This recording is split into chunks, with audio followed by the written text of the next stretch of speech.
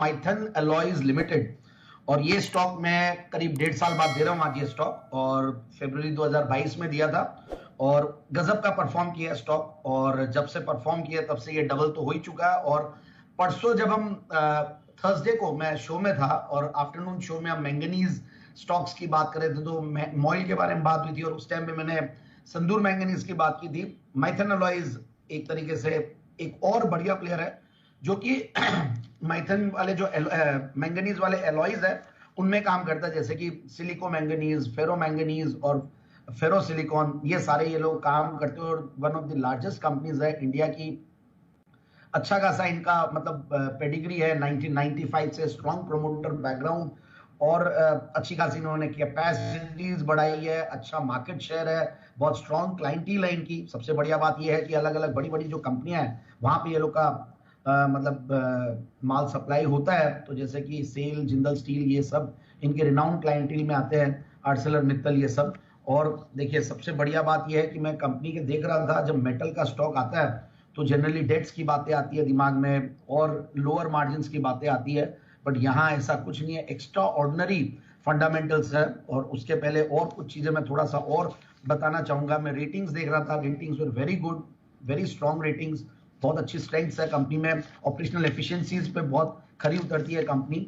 तो ये सारी चीजें देखने के बाद और जो सरकार का इंफ्रा के ऊपर पुश है तो उसकी वजह से भी इनको पूरा बेनिफिट मिला है। चाइनीज स्टिमुलस को लेकर भी कुछ बज बना हुआ, तो मेटल स्टॉक्स पिछले कुछ दिनों से फ्लेवर में है। अब स्टॉक का पी मल्टीपल ठीक है, मेटल स्टॉक है, जनरली इनका कम रहता है, बट मेटल स्टॉक में जीरो डेट वाली कंपनियां बहुत कम मिलती है और एक जीरो डेट कंपनी है और 8-9 के पी मल्टीपल पे चल रही है और रिटर्न ऑन कैपिटल एम्प्लॉयड है 26%। तो ये जो कॉम्बो ये कम मिलता है मार्केट्स में, रिटर्न ऑन इक्विटी 20% और 75% प्रोमोटर की share holding, again a great combination. फिर पिछले 3 साल में प्रॉफिट की क्या कर रही है, 41%, और एक बढ़िया चीज। फिर price to book value multiple पे भी ऑलमोस्ट बुक वैल्यू के आसपास मिल रही है, 1.1 times, so which is again very attractive. और फिर मैं ऑपरेटिंग प्रॉफिट मार्जिन देख रहा था, which is also very good.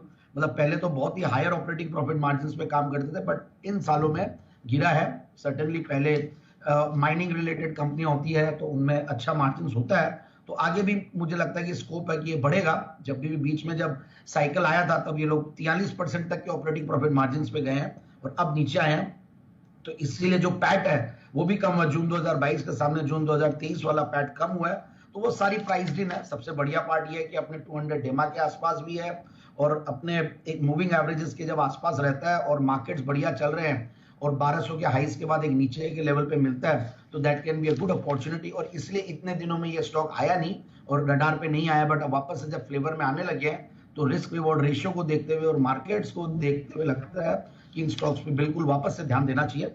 और सबसे बढ़िया बात यह है, स्ट्रॉन्ग प्रॉफिट्स कमा रही है कंपनी। मतलब पिछले 2-3 सालों में तो गजब का क्या, मार्च 2022 में तो 800 करोड़ तक का पैट, फिर 2023 में 500 करोड़ का पैट, अभी भी 340 करोड़ के पैट पे कंपनी बैठी हुई है टीटीएम बेसिस पर, 3000 करोड़ की सिर्फ मार्केट कैप। और एफआईआईज डीआईआईज का भी भरोसा है, 2.5-3% उनका होल्डिंग है। सो ओवरऑल अच्छी प्रोमोटेड शेयर होल्डिंग, अच्छे रिटर्न नंबर्स, अच्छी ऑपरेशनल एफिशिएंसीज और सेक्टर ऐसा है जो अब फ्लेवर में आ रहा है और डाउनसाइड रिस्क कम है, इसलिए मुझे लगता है कि ये स्टॉक को बिल्कुल इन लेवल्स पे लेना चाहिए, 1210-1230 के टारगेट के लिए। ओके, तो ये है आपके लिए 1210, 1230 दो टारगेट लेकर चले, यहाँ पर खरीदारी करने की राय मैथन अलॉयज में आती हुई दिख रही।